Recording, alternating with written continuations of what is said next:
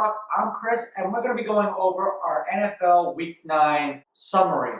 We could kick it off with the NFC East because, as everyone knows, I'm a New York Giants fan, and we know that the division is absolutely trash. The Dallas Cowboys jump out to a gigantic lead, or a large enough lead, over the Pittsburgh Steelers. Inevitably, the Pittsburgh Steelers end up winning the game, mostly because of the referees, but they finally started to click, and they win the game. My New York Giants decide that they're going to beat the Washington football team.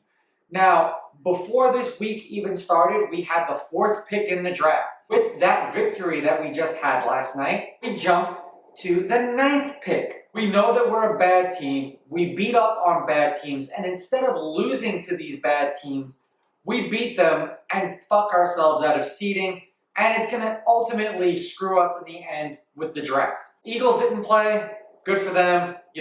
They could just sit back and watch the disaster unfold around them. Then we've got the Atlanta Falcons.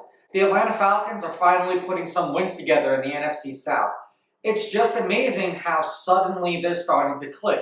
And I truly believe that the Falcons would be stupid if they're going to try to trade Matt Ryan. It's just ridiculous. There are no problems with their offense. All of their problems stem from the defense. Then we can go to the battle royale that we were supposed to have last night. The Tampa Bay Buccaneers and the New Orleans Saints. I'm sorry to say it, Tom Brady looks old. I've been listening to guys like Max Kellerman and Stephen A. Smith argue about this topic for like 3 or 4 years, and every year Tom Brady comes out and basically shuts them up and wins Super Bowls. Tom Brady looked bad last night. He looked worse than Mitch Trubisky kind of bad last night.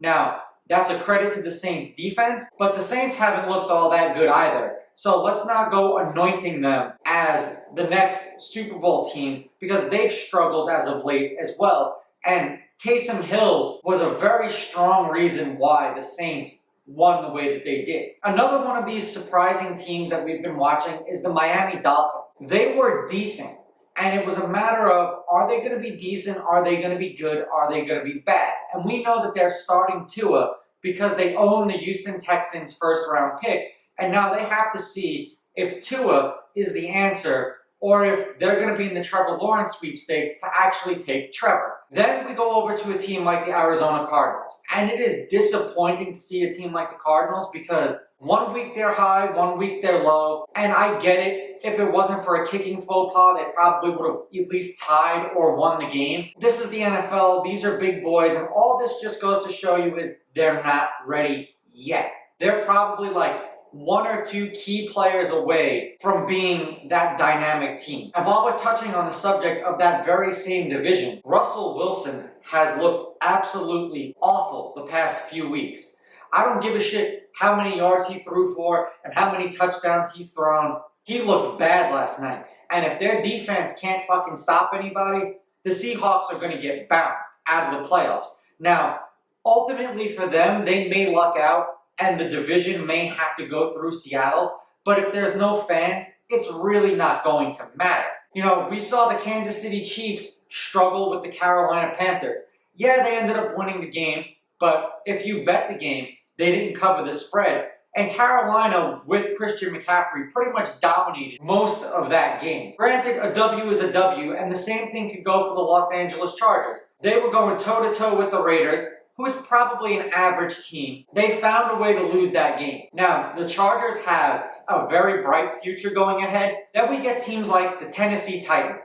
The Titans jumped up to a gigantic lead over the Chicago Bears. And then when you look at the final score, they win the game 24-17 or something like that. Why in the world did you even allow the Bears to have a chance to come back in this game?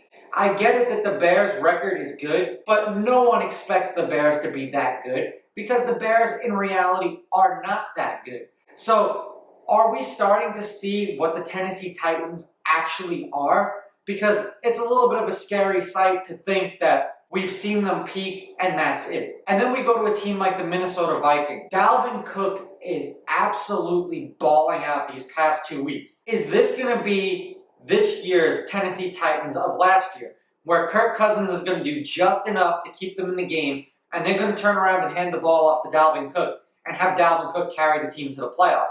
I don't know. The Vikings have a long way to go before they could even, sniff the playoffs.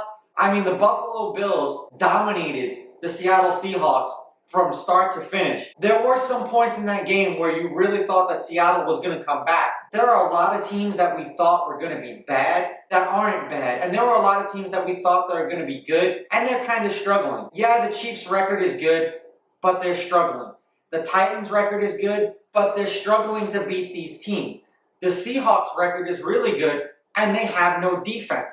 The Bills, it's which version of Josh Allen are you going to get? Are you going to get the dude who throws for 77 yards and no touchdowns and no interceptions? Or are you going to get the dude who throws for 400 yards and 4 touchdowns? It is just incredible to think of what's going to happen. And then you get guys like Kyler Murray, who is doing everything he can with the team around him, but they're still just missing a piece. The Vikings are going to be one of these teams that could get hot and carry themselves into the playoffs. The Titans should be worried, the Cardinals should be worried, and the Dolphins have looked really, really good.